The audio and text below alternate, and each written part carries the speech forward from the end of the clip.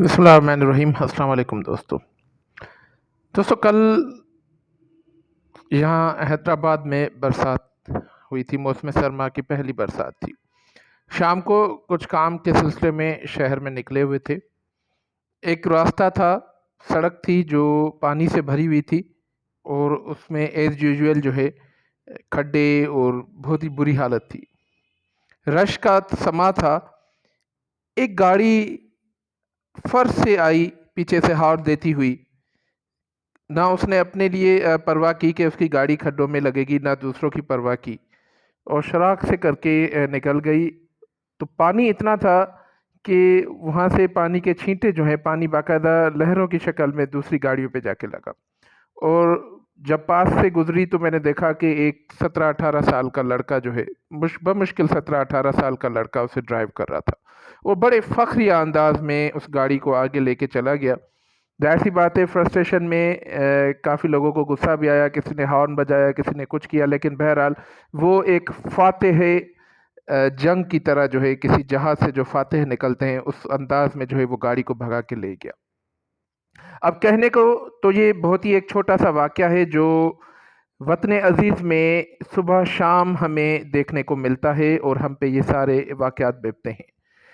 لیکن اگر سوچا جائے تو یہ جو رویہ ہے جو اس بچے نے، نا سمجھی تو خیر میں نہیں کہوں گا، لیکن وہ اس بچے نے جو کیا وہ کس چیز کا عکاس ہے، کس چیز کا آئینہ دار ہے؟ کیا یہ بچہ جو ہے جس نے کل یہ اپنا رویہ دکھایا، اپنا لاابالی پن اور غیر ذمہ داری کا اظہار کیا، کیا وہ صرف اسی پہ اکتفا کرے گا؟ کیا وہ صرف اسی 1 منٹ کا جو واقعہ تھا، جو ظہور ہوا، اس کے پیچھے کیا ہے، بیک گراؤنڈ اس کا کیا ہے؟ اس کے پیچھے ہماری پوری قوم کی جو ہے پوری ایک سوچ ہے، ایک رویہ ہے، معاشرتی طرز عمل ہے، جس کو وہ عکاسی جس کی کر رہا تھا، جس کا وہ آئینہ دار بنا ہوا تھا۔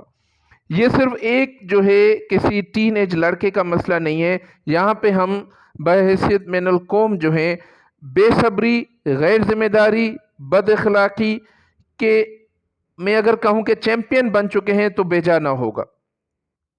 دیکھیں، رسول اللہ صلی اللہ علیہ وسلم کا ارشاد گرامی ہے، مفہوم ہے کہ راستوں کو ان کا حق دو، ان پہ جو ہے تکلیفیں پیدا نہ کرو لوگوں کے لیے۔ دوسری جگہ پہ ایک حدیث ہے، مفہوم ہے کہ صدقے کے بارے میں بتایا گیا ہے کہ راستے سے کوئی رکاوٹ والی چیز ہٹا دینا بھی صدقہ ہے۔ تو یہاں ہمیں جو ہے اپنے نبی صلی اللہ علیہ وسلم اس حساب سے بتا رہے ہیں کہ راستوں کو ان کا حق دینا ہے، کسی کو تکلیف نہیں دینی۔ دوسری حدیث ہے، مفہوم ہے کہ بہترین مسلمان وہ ہے جس کی ہاتھ اور زبان سے دوسرا بھائی اس کا یعنی مسلمان یا انسان محفوظ ہو۔ تو ہم آخر میں ماں باپ سے یہ کہوں گا کہ انہیں سوچنا چاہیے کہ کیا بچوں کو گاڑی دے دینا، وہ بھی انڈر ایج، اس کے بعد جو ہے پیسے دے دینا، ہر وہ چیز جو ان کو چاہیے ہوتی ہے وہ دے دینا، اور بنا کسی احتساب کے، بنا کسی واچنس کے ان کو ایسے ہی چھوڑ دینا تاکہ وہ سڑکوں پہ جا کے دوسروں کو پریشان کریں، دوسروں سے بدتمیزیاں کریں، کیا یہ ہمیں زیب دیتا ہے؟ کیا یہ معاشرہ ہم اپنے بچوں کے لیے چھوڑ کے جانا چاہتے ہیں کہ ہمارے بچے جو ہیں، معذرت کے ساتھ میں یہ لفظ استعمال کروں گا، کہ حیوانوں کی طرح دوسروں پہ چڑھ دوڑیں اور اس پہ فخر محسوس کریں؟ جس طرح دو جانور آپس میں لڑتے ہیں اور جو حاوی ہوتا ہے وہ فخری انداز میں جو ہے اپنی فتح کا اعلان کرتا ہے، یہاں پہ ہماری قوم کا یہ حال ہے۔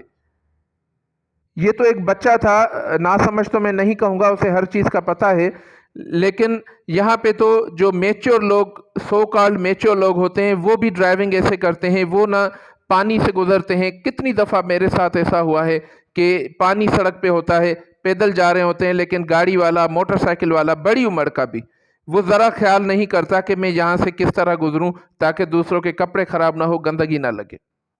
لیکن ہم پتہ نہیں کس زمانے میں جی رہے ہیں، ہمیں پتہ نہیں کون سا دین سکھایا گیا ہے، ہمیں پتہ نہیں کیا سمجھا دیا گیا ہے کہ آپ لوگ جو ہے بس ظاہری عبادات کرتے رہو، خود جو ہے باقی جو ہے سب کچھ چھوڑ دو، دنیاوی چیزیں ہیں، باقی آپ سے کچھ پوچھا نہیں جائے گا۔ یعنی کسی کو تکلیف دینا، کسی سے بدتمیزی کرنا، کسی سے بد اخلاقی کرنا کتنا سخت ناپسند کیا گیا ہے اللہ اور اس کے رسول کی نظر، صلی اللہ علیہ وسلم کی نظر میں، یہ ہمیں اندازہ ہی نہیں ہے۔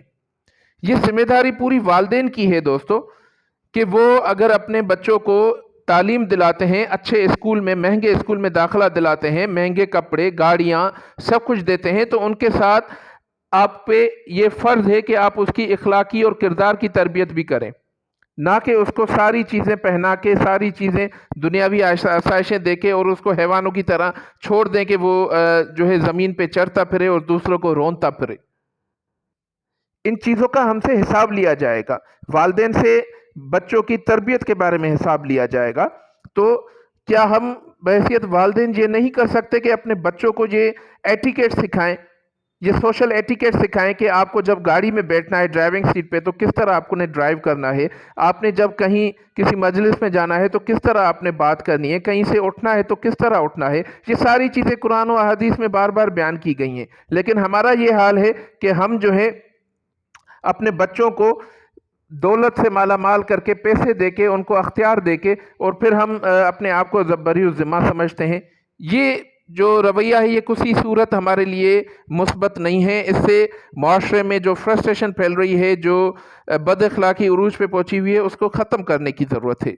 اس کے لیے والدین پہ بہت بڑی ذمہ داری عائد ہوتی ہے، اور والدین کو یہ سوچنا پڑے گا کہ ہمیں بچوں کی کس طرح تربیت کرنی ہے اور کس طرح ان میں اخلاق اور اعلیٰ کردار پیدا کرنا ہے۔ ورنہ تو یہ دن دور نہیں جب یہاں پہ ہم ایک دوسرے کا خون پی جائیں گے، اور ایک دوسرے کو نوچنے پہ جو ہے نوچنے کا سا سما ہوگا۔ اس پہ ہمیں لازمی سوچنا چاہیے۔ Thank you very much.